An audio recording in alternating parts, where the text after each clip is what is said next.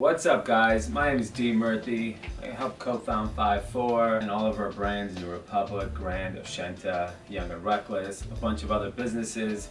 And I kind of wanted to just start this weekly vlog just to kind of give you a little insight into my life. I think you guys will enjoy it. You know, I come from a pretty humble and simple background, and I've had the privilege of leading an extraordinary life. I want to kind of give you guys insight into it, and you know, the daily kind of challenges and the wins of running an apparel business that's doing really well, and a little insight into my personal life, the things I do on a daily basis. I have a wife. My wife's name's Haley. I have a 4-month-old son named Dominic. We call him Little Dom. But I think this is an important opportunity for you guys to get a look into my life and really understand how hard and passionate we are with what we're doing. So we've had the business now for 15 years, so there's a lot of cool stories, a lot of cool friends, a lot of interesting people who come along the way. And this is my office, this is my desk. I'm really messy. Some of this stuff has probably been here 5-10 years. Like gifts people have given me, so I'm sorry if you gave me something and I never took it home. Speaking of gifts, I thought it'd be really funny to kind of walk you through some of the gifts I get. We do millions of dollars with a lot of different people, so you would think I would get really cool gifts. I get the worst gifts. Actually, my friends give me the best gifts and vendors usually give me the worst gifts. And I'm gonna start with Facebook. Mark Zuckerberg. You would think this guy would give the best gift. We spend millions of dollars with this company. Sometimes by the month we'll spend millions of dollars. So they sent two things. They sent a travel kit that has a travel blanket. My brother was traveling to Asia, so I gave him that blanket. And then they gave this, a card. And it says, wishing you the health and happiness, blah, blah, blah. And then they put a gift card in here. I was like, cool, they gave us a gift card to something. Support a public school classroom project of your choice, and it's $50. I spend millions of dollars with you and you give me a gift where I have to give $50 to somebody else? I do enough charity. I don't need you to do my charity for me.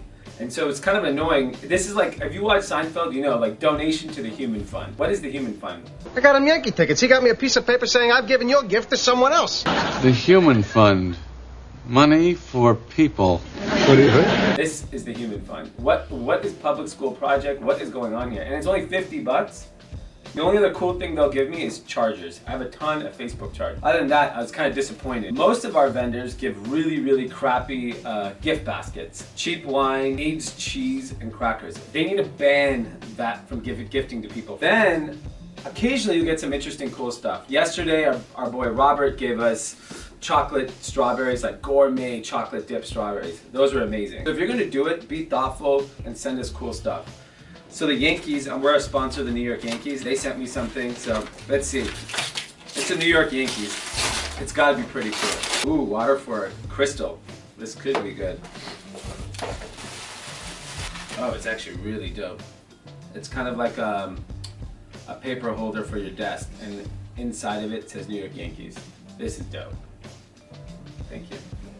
Our boy Eric Deluxe, DJ, does all our parties for almost like 12 years. He always comes up with a really creative gift. He gave every one of his friends rosé, his own rosé.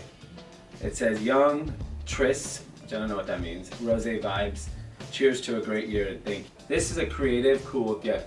Thoughtful, I appreciate it. I like to drink alcohol, so alcohol gifts are welcome and appreciated. My boy Brandon sent me this Hennessy Master Blend. This is supposedly a very coveted bottle of alcohol. We'll do another video where we actually drink it and do a true taste test. Someone I did a talk with recently sent me a couple bottles of wine. I'm looking forward to trying these. Cameron, who works with us, brought me a tequila that I've never tried before, which is rare because I've tried all the tequila. Looking forward to trying this. There's a lot of people giving gifts. Our kitchen is filled with crappy gift baskets. Don't send crappy gift baskets to your vendors, your customers. It's just disrespectful. It's probably $200. Why is there like an old apple and pear in there? It's just gross. I'm a big believer in not giving gifts. I don't give anyone anything. And really, because if it's not thoughtful and from the heart, I don't see the point. I'd rather take you to lunch, take you to dinner, take you to an experience that maybe you haven't had before, and I can be a part of that. I also got, this isn't a gift, it is a gift. My boy in Las Vegas, Lo, launched a shoe cleaning business where you can actually drop off your shoes, get them clean. The packaging is awesome on this. And then he sent us a cleaner. A lot of dirty shoes. I look forward to trying it. It's a premium shoe cleaner kit. Packaging's dope. Lo works with us at 12 AM Run, which is my shoe store. which I'll talk about later at some point. The other cool things I wanted to talk about was, if you're into fashion and you're just into general like consumer stuff, I think you guys should check out the site Business of Fashion. I'm a subscriber to it. Unfortunately, they only give you a few pieces of content for free, and then the rest you gotta pay for. I don't know, I think it's like $10 a month. Maybe you do it every 6 months and just binge read everything.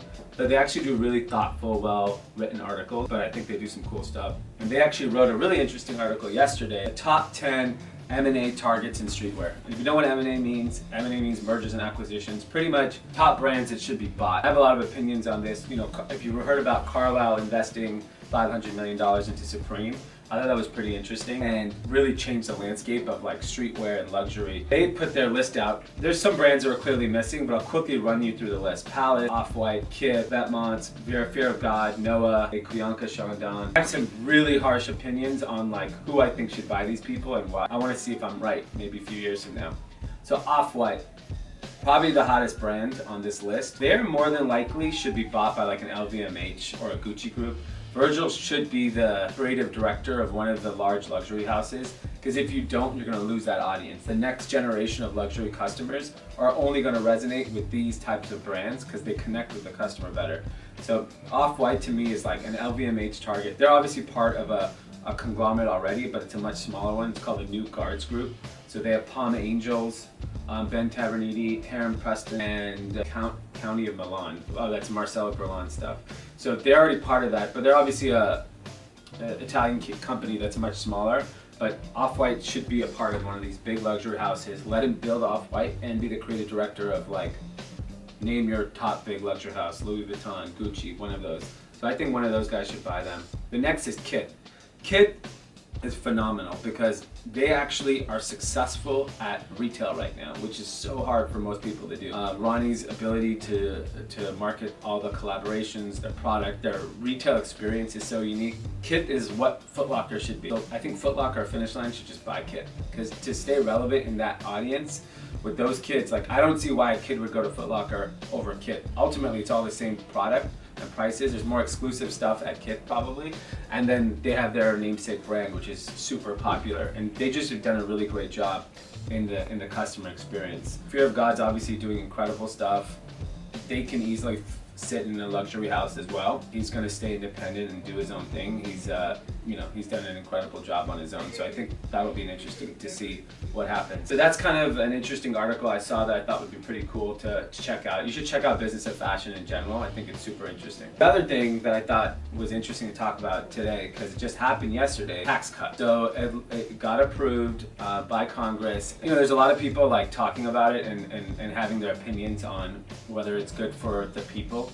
So interesting PR stunt, if you guys read about it, was AT&T is giving $1,000 to all 200,000 of their employees as a result of the tax cut. This is like the ultimate PR move by Trump and AT&T working together. The day after you do a tax cut, you give every one of your employees $1,000. It's obviously on the cover of every newspaper today. I mean, smart PR move. I don't know if that means anything, because I think this is a way for corporations to financially benefit and wealthy people to financially benefit. It just has to trickle down to the people. $1,000 is great. It's a good PR stunt, but you got to do it every year. You got to do it every 6 months. Otherwise, it's not really going to connect. I don't think we'll have to wait and see if it actually has an impact on the economy, but I thought the PR stunt was incredible. The other good Trump PR stunt is Trump Soho, which is my favorite hotel in New York City that I've been staying at for years, and was so bummed when Trump got elected that I couldn't go there because it's like embarrassing to stay there, because these rooms are incredible. They're huge, they're priced well, the view is insane, and it's in the best part of town. Got renamed today, called the Dominic Hotel, which is my son's name. So I have to stay there now, which I'm so pumped about. Excited about that name change. I think it's going to be good obviously for business. But I'm excited that the name's Dominic. So now we're going to take him to New York City and take him to that hotel. And when we go there, I'll show you guys the rooms. They're insane. For New York City to have this style room is pretty incredible. And it has a quiet lobby, no riffraff, and I'm older. I don't need to hear I don't need a bar and all that stuff to keep myself entertained. Then the other thing that I'm obsessed with talking about is Big Baller Brand and LeVar Ball. And I cannot have a day without talking about it, because it's funny because you read Wall Street Journal and TechCrunch and you read all these magazines and you go on these websites and everyone's talking about disrupting the industry. This man has disrupted sports. One, we're obviously always talking about him. Two, what he's doing in the NBA with his shoe brand and making it relevant is unbelievable. But I think the most interesting thing that he talked about yesterday was launching his own basketball league. Not a professional league targeting post-college or that high school kid making the leap to college, saying, hey, I'll pay you $10,000 a month, you come play basketball with us. I heard a lot of negative backlash of why is he doing that? These kids are not going to get an education. Let's be real, like if you went to college, I went to USC, those kids who played sports weren't there for an education. The school didn't care to educate them and the players didn't care to learn anything. It's all about money. NC2A is one of the most disgusting monopolies in American history. Taken advantage of kids and profited from it for all these years is so annoying to me, so that the fact that LeVar is going after this and saying, you know what, you want to make money? At the end of the day, they're just trying to get to the NBA and make a living. So college is just getting in the way at this point. It's competitive basketball that they need. There's an infrastructure of recruiting and scouting that leads to, it's a pipeline to the NBA, which is great, but the kids aren't getting paid for it and they're not benefiting it, whether it be basketball or football. The schools are making so much money off of it. Really curious to see how this pans out and if people will get behind it, because if it does, it's going to change the landscape of collegiate sports. Kids know that they don't have to go to college and they can still make a living and potentially still make it to the pros. Why wouldn't you take this over going to college? Because what do you get? Your education paid for, and they're not there for education. I mean, everyone knows. You could sit there and I'm sure there are some guys and girls that go there for the educational process, but the rest are there to play their sport. I remember when I was in high school and I wanted to play tennis at USC, I went and talked to the coach and he's like, why do you want to do this to yourself? 4 hours a day and you have to go to school. 4 hours a day practicing and training and doing all that, and then actually have to go to school and perform well, because it's tennis, right? Like, I'm not gonna make any money playing tennis. I obviously eventually said no to it, but I think that's like the mindset of the people. Like, you need to realize that this is a business for everybody. Let them go and make money. So this is a topic I'm very passionate about, so I'll continue to talk about it. But that's really it for today. I don't want to take too much of your time. I'm trying to do this weekly, maybe twice a week. We'll see. There's always a lot of exciting things going on, and give you a little peek into my world. So happy holidays, Merry Christmas. We'll see you next week. Peace.